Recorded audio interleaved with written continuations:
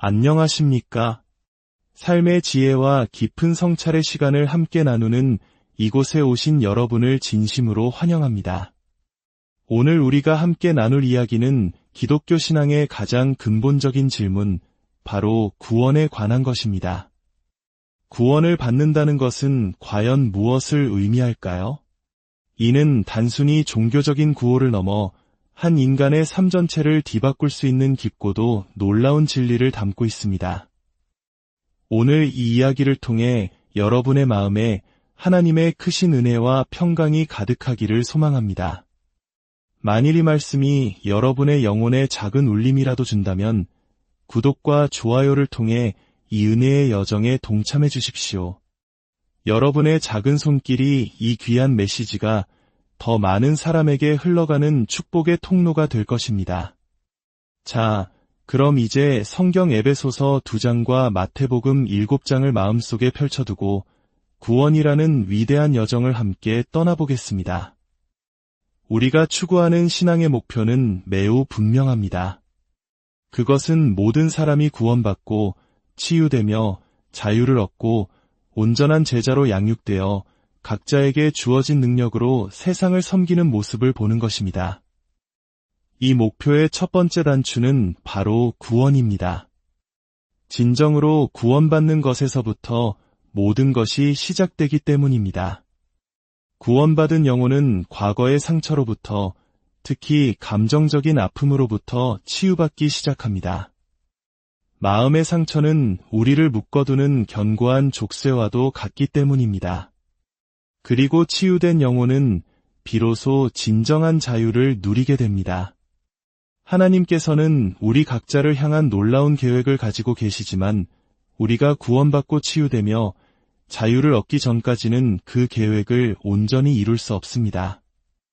이 과정을 거친 후에야 비로소 우리는 진정한 제자로 훈련받고 성령의 능력으로 무장하여 각자의 은사대로 섬기는 삶을 살 수 있게 됩니다.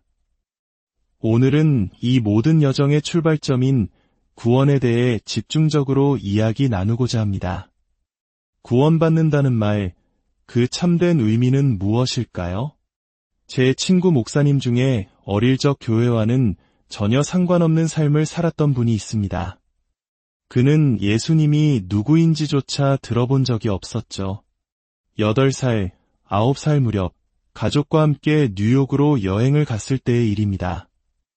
복잡한 뉴욕 거리를 걷던 어린 소년의 눈에 한 남자가 들어왔습니다. 그는 몸 앞뒤로 커다란 광고판을 메고 있었는데 거기에는 이렇게 쓰여 있었습니다. 예수님이 구원하십니다. 예수님이 누군지도 몰랐던 소년은 고개를 갸웃거렸습니다. 세이브, 저장한다고? 뭘 저장한다는 거지?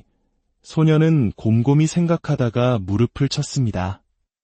아, 나도 동전을 저금하는데 예수님도 동전을 모으시나 보다. 물론 예수님께서는 동전과는 비교할 수 없이 귀한 것, 바로 우리의 영혼을 구원하십니다. 하지만 그 어린 소년처럼 많은 사람들이 구원이라는 단어의 진정한 의미를 알지 못한 채 살아가고 있습니다. 성경은 구원에 대해 여러 시제로 이야기합니다. 먼저 고린도전서 1장 18절을 보겠습니다. 십자가의 도가 멸망하는 자들에게는 미련한 것이요 구원을 받는 우리에게는 하나님의 능력이라. 여기서 구원을 받는 이라는 표현은 현재 진행형입니다. 우리는 지금 이 순간에도 구원을 경험하고 있다는 뜻입니다. 반면 고린도전서 3장 15절은 미래 시제를 사용합니다. 누구든지 그 공적이 불타면 해를 받으리니 그러나 자신은 구원을 받되 불 가운데서 받은 것 같으리라. 여기서 구원을 받으리라는 미래의 완성될 구원을 말합니다. 그리고 오늘 우리가 깊이 살펴볼 에베소서 2장 8절과 9절은 과거 시제를 사용합니다. 너희는 그 은혜에 의하여 믿음으로 말미암아 구원을 받았으니 이것은 너희에게서 난 것이 아니요 하나님의 선물이라. 행위에서 난 것이 아니니 이는 누구든지 자랑하지 못하게 함이라.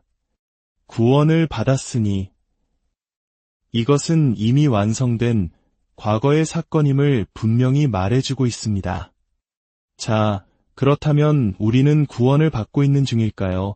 아니면 앞으로 받을 것일까요? 혹은 이미 받은 것일까요?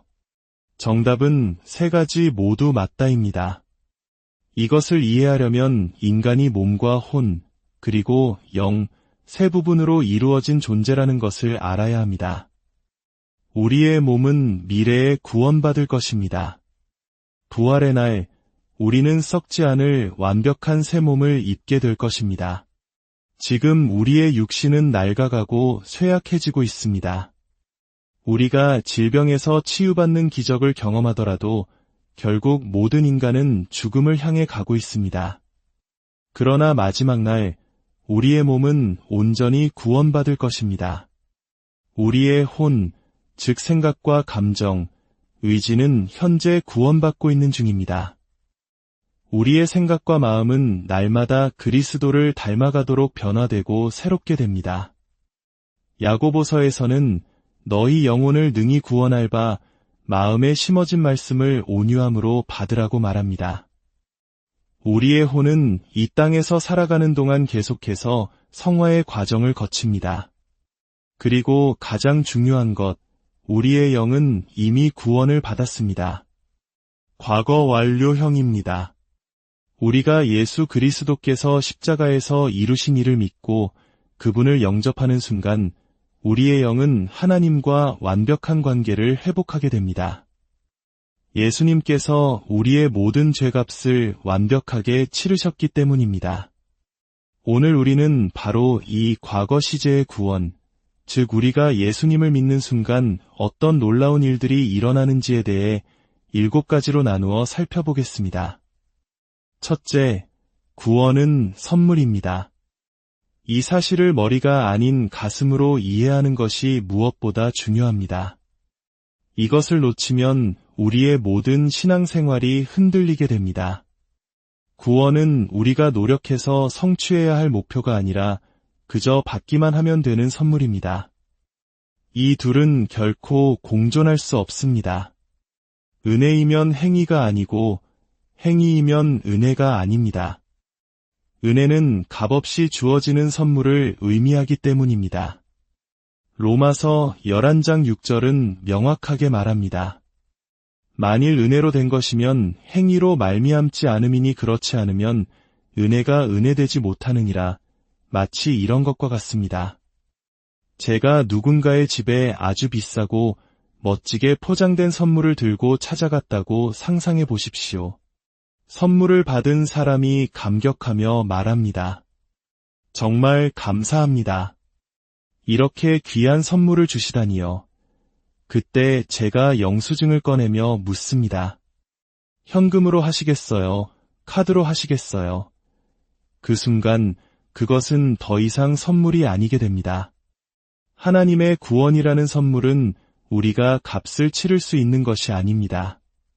구원받기 전에도 그랬고 많은 신자들이 혼란스러워하는 부분이지만 구원받은 후에도 마찬가지입니다. 우리는 우리의 선행이나 노력으로 구원을 유지하거나 갚아나갈 수 없습니다. 구원은 전적인 하나님의 선물이며 우리는 오직 믿음으로 그 선물을 받을 뿐입니다. 둘째, 구원은 영원한 생명입니다. 로마서 6장 23절입니다. 죄의 삭은 사망이요 하나님의 은사는 그리스도 예수 우리 주 안에 있는 영생이니라. 우리가 우리의 행위로 벌어들인 삭은 죽음뿐입니다. 그러나 하나님께서 선물로 주시는 것은 영원한 생명입니다. 요한일서 2장 25절은 이렇게 약속합니다. 그가 우리에게 약속하신 것은 이것이니 곧 영원한 생명이니라. 여러분, 하나님은 거짓말을 하실 수 없는 분입니다. 그분께서 약속하셨다면 그것은 반드시 이루어집니다. 영원한 생명, 이보다 더 위대한 약속이 어디 있겠습니까? 그렇다면 이 영원한 생명은 언제 시작될까요? 많은 사람들이 죽은 후에 시작된다고 생각하지만 그렇지 않습니다. 영원한 생명은 바로 나 자신에 대해 죽는 순간 시작됩니다. 나의 뜻과 방식을 내려놓고 예수 그리스도를 나의 주인으로 영접하는 그 순간부터 우리는 영원을 살기 시작하는 것입니다. 제가 19살 때 저는 제 자신에 대해 죽었습니다. 그리고 예수님께서 제 안에 들어와 살기 시작하셨습니다. 이제 제 안에 사시는 분은 예수님이십니다. 언젠가 주님께서 제게 말씀하실 날이 올 겁니다. 오랫동안 너의 집에서 함께 살았으니 이제 나와 함께 나의 집으로 가자. 그날 주님과 제가 이 육신을 떠나면 사람들은 제 몸을 보며 슬퍼하겠지만 진짜 저는 이미 오래전에 죽고 그리스도 안에서 새로운 삶을 살고 있었습니다. 성경이 말하는 것처럼 내가 그리스도와 함께 십자가에 못 박혔나니 그런즉 이제는 내가 사는 것이 아니요 오직 내 안에 그리스도께서 사시는 것이라. 이것이 바로 영원한 생명의 시작입니다. 셋째, 구원은 완전한 용서입니다. 사도행전 13장 38절입니다. 그러므로 형제들아 너희가 알 것은 이 사람을 힘입어 죄 사함을 너희에게 전하는 이것이며 예레미야 31장 34절은 더욱 놀라운 약속을 들려줍니다. 내가 그들의 악행을 사하고 다시는 그 죄를 기억하지 아니하리라. 거짓말하실 수 없는 하나님께서 우리의 죄를 기억조차 하지 않겠다고 선언하십니다. 시편 103편 12절은 말합니다. 동이 서에서 먼 것 같이 우리의 죄과를 우리에게서 멀리 옮기셨으며 동쪽과 서쪽은 영원히 만날 수 없습니다. 하나님께서는 우리의 죄를 그만큼 멀리 다시는 찾을 수 없는 곳으로 옮겨버리셨습니다. 용서란 우리가 받아야 할 형벌로부터의 부분적인 면제가 아닙니다. 일단 조금만 용서해 줄 테니 앞으로 잘하는지 지켜보겠다는 식의 조건부 용서도 아닙니다. 그것은 완전하고 총체적이며 영원한 해방입니다. 심판날 하나님께서는 우리의 죄를 기억하지 않기로 선택하셨기 때문에 그 어떤 죄목도 떠올리지 않으실 것입니다. 넷째, 구원은 의롭다 하심, 즉 칭의입니다. 로마서 3장 24절입니다. 그리스도 예수 안에 있는 속량으로 말미암아 하나님의 은혜로 값없이 의롭다 하심을 얻은 자 되었느니라. 여기서 값없이라는 단어에 주목해야 합니다. 우리는 어떤 대가도 치르지 않았습니다. 갈라디아서 2장 16절은 더욱 분명히 말합니다. 사람이 의롭게 되는 것은 율법의 행위로 말미암음이 아니요 오직 예수 그리스도를 믿음으로 말미암는 줄 알므로 우리도 그리스도 예수를 믿나니 이는 율법의 행위로서는 의롭다 함을 얻을 육체가 없음이라. 의롭다 함을 얻는다는 것은 법정에서 재판장이신 하나님께서 죄인인 우리를 향해 무죄라고 선언하시는 것과 같습니다. 이는 우리가 실제로 죄가 없어서가 아닙니다. 하나님은 공의로운 분이시기 때문에 죄를 그냥 눈감아 주실 수 없습니다. 그러나 우리의 죄값을 그분의 아들 예수 그리스도께서 이미 십자가에서 모두 치르셨습니다. 한 가지 죄에 대해 두 사람을 처벌할 수는 없는 법입니다. 예수님께서 이미 우리의 형벌을 대신 받으셨기에 우리가 그 사실을 믿음으로 받아들일 때 공의로우신 하나님께서는 우리를 의롭다 선언하셔야만 하는 것입니다. 이것이 바로 칭의의 놀라운 신비입니다. 다섯째, 구원은 그 자체를 얻는 것입니다. 로마서 4장 3절입니다. 아브라함이 하나님을 믿음에 그것이 그에게 의로 여겨진 바 되었느니라.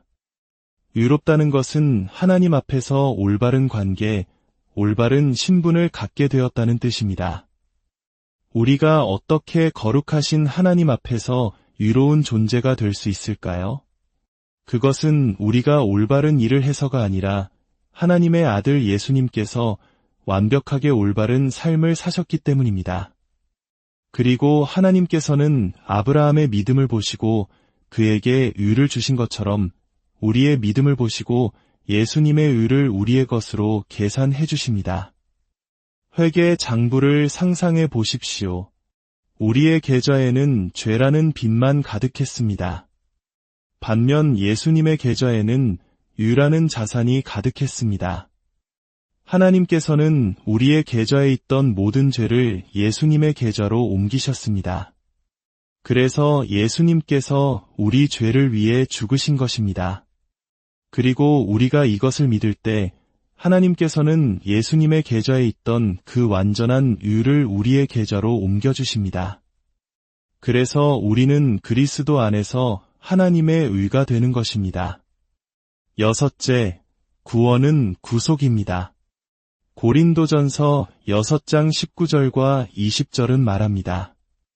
너희 몸은 너희가 하나님께로부터 받은 바 너희 가운데 계신 성령의 전인 주를 알지 못하느냐? 너희는 너희 자신의 것이 아니라 값으로 산 것이 되었으니 그런즉 너희 몸으로 하나님께 영광을 돌리라. 구속이란 값을 치르고 되찾아온다는 뜻입니다. 하나님께서는 본래 아담과 하와에게 세상을 다스릴 권세를 주셨지만 그들은 죄로 인해 그 권세를 사탄에게 넘겨주었습니다. 예수님께서는 십자가에서 자신의 피값으로 이 세상과 세상의 모든 사람을 합법적으로 다시 사오셨습니다. 이제 우리는 더 이상 우리 자신의 것이 아닙니다. 우리는 주님의 소유가 되었습니다. 구원받은 사람은 누구나 인생의 어느 순간 다시 옛 죄의 길로 돌아가려 할 때 주님께서 강하게 붙드시며 말씀하시는 것을 경험합니다. 너는 이제 내 것이다. 너는 내 자녀다. 다시는 그 길로 갈 수 없다. 이것이 바로 구속의 능력입니다. 자, 이제 마지막 7번째입니다. 이 모든 것이 선물이고 영원한 생명이며 완전한 용서라면 혹시 우리가 치러야 할 대가나 조건은 없을까요? 7째, 구원은 완전한 헌신을 요구합니다. 이것이 바로 우리가 감당해야 할 유일한 조건입니다. 많은 사람들이 지옥에 가기 싫어서 마치 화재보험에 들듯이 신앙을 갖기를 원합니다. 교회에 다니고 종교적인 활동도 하지만 예수님은 그들 삶의 진정한 주인이 아니십니다. 누가복음 6장 46절에서 예수님은 날카롭게 질문하십니다. 너희는 나를 불러 주여 주여 하면서도 어찌하여 내가 말하는 것을 행하지 아니하느냐? 입으로는 주님이라고 부르면서 왜 삶의 주인은 여전히 자기 자신이냐는 것입니다. 마태복음 7장 21절은 더 충격적인 말씀을 들려줍니다.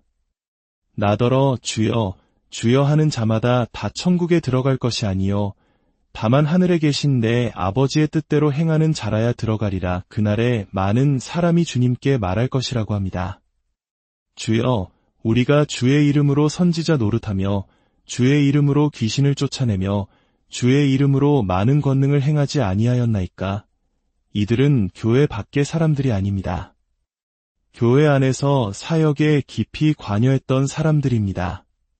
그러나 주님은 그들에게 이렇게 선언하실 것입니다. 내가 너희를 도무지 알지 못하니 불법을 행하는 자들아, 내게서 떠나가라. 주님은 예전에는 알았는데 지금은 모른다고 말씀하지 않으셨습니다. 도무지 단 한 번도 너희를 알지 못했다고 하셨습니다. 너희는 한 번도 진정으로 구원받은 적이 없다는 뜻입니다. 진정한 구원을 받았는지 어떻게 알 수 있을까요? 질문은 간단합니다. 내 인생의 주인이 누구입니까? 누가 내 삶의 최종 결정을 내립니까? 여전히 내가 내 인생의 주인이라면 안타깝게도 그 길의 끝은 천국이 아닙니다. 사탄도 예수님이 하나님의 아들이심을 믿습니다. 그러나 그는 결코 자신의 뜻을 그리스도의 주권 앞에 굴복시키지 않습니다. 믿는다는 것은 단순히 머리로 동의하는 것이 아니라 나의 의지를 꺾고 그분의 통치 아래로 들어가는 완전한 항복입니다. 독감 예방주사를 생각해 보십시오. 그것은 약화된 가짜 바이러스를 몸에 주입하여 진짜 바이러스에 대한 항체를 만들게 하는 원리입니다. 많은 사람들이 이와 같이 가짜 예수, 가짜 종교를 조금 맛보고는 자신이 진짜를 가졌다고 착각하며 살아갑니다. 그것은 진짜 구원의 능력이 없는 종교적 흉내일 뿐입니다. 여러분, 오늘 이 시간 여러분의 마음속에 구원에 대한 작은 의심이라도 있다면 왜 오늘 그 문제를 해결하지 않으시겠습니까? 이것은 영혼에 관한 문제입니다. 교회 안에 앉아 있다는 사실이 혹은 착하게 살려고 노력했다는 사실이 우리를 구원하지 못합니다. 오직 나의 의지를 꺾고 내 삶의 운전대를 예수님께 온전히 내어드리는 결단, 그 완전한 헌신만이 우리를 하나님의 놀라운 선물, 영원한 생명으로 인도합니다. 지금 이 순간 조용히 눈을 감고 하나님과 독대하는 시간을 가져보시기 바랍니다. 혹시 여러분 가운데 오늘 자신의 삶을 온전히 예수 그리스도께 드리기로 결단하기 원하시는 분이 계시다면 마음으로 저를 따라 이렇게 기도해 주십시오. 사랑하는 하나님 아버지, 저는 죄인입니다. 저의 모든 죄를 용서하여 주시옵소서. 예수님께서 저의 죄를 위해 십자가에서 죽으시고 부활하셨음을 믿습니다. 이제 제 마음의 문을 열고 예수님을 저의 구원자여, 제 삶의 주인으로 영접합니다. 저를 구원해 주셔서 감사합니다. 이제부터는 저를 위한 삶이 아닌 주님을 위한 삶을 살겠습니다. 예수님의 이름으로 기도합니다. 아멘. 이 기도를 진심으로 드리셨다면 여러분의 영은 바로 이 순간 영원한 구원을 선물로 받았습니다. 여러분의 삶에 놀라운 변화가 시작될 것입니다. 이 새로운 생명의 길 위에서 주님의 평강과 은혜가 늘 함께 하시